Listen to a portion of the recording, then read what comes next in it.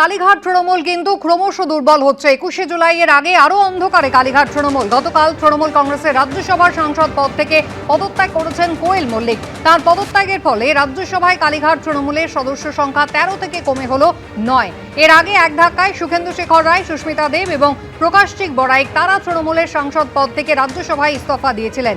এবার তৃণমূলের চতুর্থ সাংসদ হিসেবে ইস্তফা দিলেন কোয়েল মল্লিক। জল্পনা রয়েছে আরও একজন তৃণমূল কংগ্রেসের রাজ্যসভার সাংসদ তিনি ইস্তফা দিতে পারেন। ইস্তফা দেওয়ার পরেই মোদী সরকারের হেভিওয়েট মন্ত্রী ভূপেন্দ্র যাদবের বাড়ি পৌঁছে গিয়েছিলেন কোয়েল মল্লিক। নরেন্দ্র মোদী, অমিত শাহর বিশ্বস্ত সহযোগীর বাড়িতে কোয়েল মল্লিকের উপস্থিতি নিয়ে শুরু হয়েছে জল্পনা।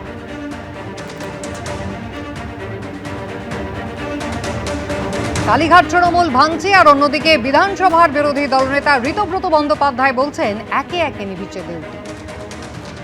একে একে নিভিছে দেউটি। 3 জন রেজিগনেশন দিয়েছিলেন। কোয়েল মল্লিক তিনি রেজিগনেশন দিলেন। আরো কে কে রেজিগনেশন দেবে, মানে বাতাসে অনেক, আকাশে বাতাসে কান পাতলে অনেক কথা শোনা যাচ্ছে, কিন্তু যখন হবে তখন বোঝা যাবে। চৌঠামের পর থেকেই কালীঘাট তৃণমূল ভাঙতে শুরু করেছে। মমতা বন্দ্যোপাধ্যায়ের সঙ্গ যারা ছেড়েছেন এক একজন এক এক পন্থা অবলম্বন করেছেন। বিধায়ক এবং অন্যান্য নেতা নেত্রীরা যারা রয়েছেন তারা অনেকেই ঋতব্রত শিবিরে যোগ দিয়েছেন। সাংসদদের অনেকেই 28 জনের মধ্যে 20 জনই চলে গিয়েছেন, এনসিপিআই এর সঙ্গে জোট বেঁধেছেন, মোদী সরকারকে সমর্থন করছেন। সোমবার শুরু হবে নতুন অধিবেশন সংসদে এবং সেখানে তারা কিন্তু নিজেদের আলাদা আসনও দাবি করেছেন। কেউ কেউ আবার তৃণমূলের রাজ্যসভার সাংসদ পদ থেকে ইস্তফা দিয়েই বিজেপিতে যোগদান শুরু করেননি, একেবারে নিজেদের ছেড়ে আসা পদে বিজেপির প্রতীকে সাংসদ হতে চলেছেন তারা। আর এবার কোয়েল মল্লিক রাজ্যসভার সাংসদ পদ ছেড়েছেন, ভূপেন্দ্র যাদবের সঙ্গে ইতিমধ্যেই দেখা করেছেন। আর তাতেই প্রশ্ন উঠছে, তাহলে কি তার পূর্বসূরিদের পথই অবলম্বন করতে চলেছেন কোয়েল?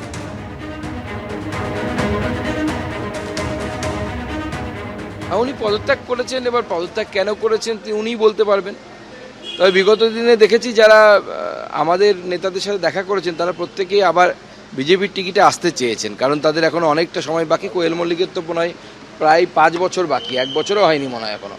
স্বাভাবিকভাবে উনি চাইবেন অন্য কোনো রাজনৈতিক দলের হয়ে এসে সেখান থেকে থাকার। শ্রমিকরা যেমন বলেছিলেন দল বদলের জায়গা আর নেই, কিন্তু আপনার অবস্থানটা একটু বদলাচ্ছে যে আসতে পারেন বা আপনাদেরও আপত্তি নেই। হ্যাঁ, নিচের তলায় কেউ আসবে না, উপর তলায় আসতে পারে বলতে বলেছি আমি আগেই, যেটা এখনো বলছি, দেশের স্বার্থে মহিলা সংরক্ষণ বেশি জরুরি।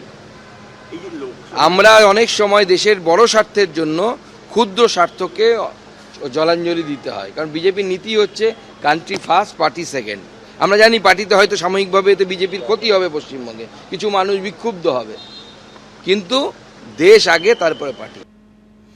কালীঘাট তৃণমূল ভাঙতে ভাঙতে প্রায় সিঙ্গল ডিজিটে চলে এসেছে। তা সত্ত্বেও মমতা বন্দ্যোপাধ্যায় কিন্তু বলছেন তিনি ভয় পাননি। আমি কিন্তু ভয় পাচ্ছি না।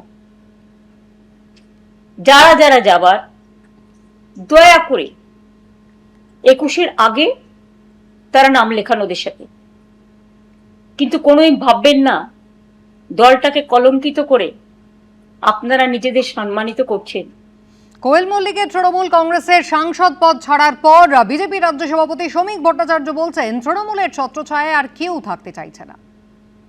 কোয়েল মল্লিক তো সরাসরি কোনোদিন রাজনীতি করেননি, পলিটিক্সে ল্যাটারাল এন্ট্রি হয়েছিল।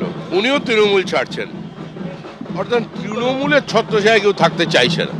তৃণমূল নির্মূল, আমি এটুকুনি বলতে পারি। তৃণমূল শেষ। আর যারা মানে তৃণমূলের জামার বদলে অন্যরকম জামা পরছেন তাদেরও মানুষ আবার অন্যভাবে দেখছে, কেউই খুব একটা ভালোভাবে নিচ্ছে না। প্রত্যেকেরই তো অতীত জানা। যারা কালীঘাট তৃণমূলের হাত ছাড়ছেন তাদের জন্য মমতা বন্দ্যোপাধ্যায় এবার ডেডলাইন বেঁধে দিয়েছেন।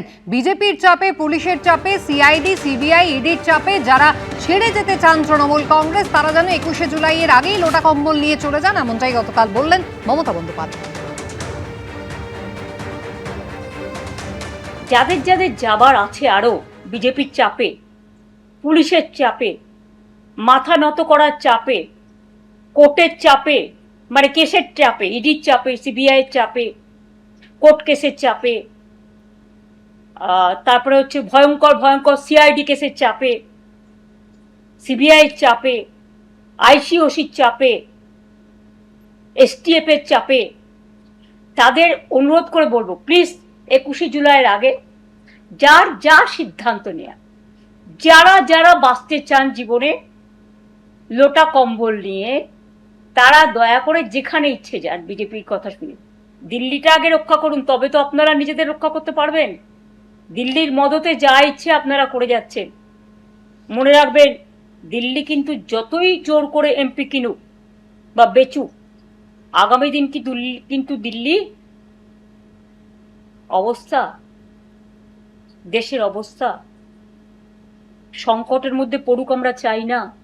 কি বলছেন বিজেপি রাজ্য সভাপতি শ্রমিক ভট্টাচার্য, দেখুন। গণতান্ত্রিক দেশ, কত মানুষে কত কথা বলে, বলতেই পারে।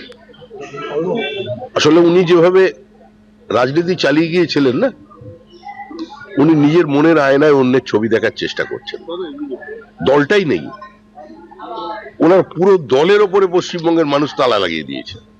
আর যেটুকু ঘরটর এদিক ওদিকে ছিল, ওখানে ওনার সোনার টুকরো ছেলেটা গিয়ে তালা লাগিয়ে দিয়েছে। আসলে তৃণমূলের লড়াই হচ্ছে ওই 13টা অ্যাকাউন্ট আছে, কয়েক হাজার কোটি টাকা পড়ে আছে, সেই নিয়ে লড়াই। ও লাভলি। এবিপি আনন্দ, এগিয়ে থাকে, এগিয়ে রাখে।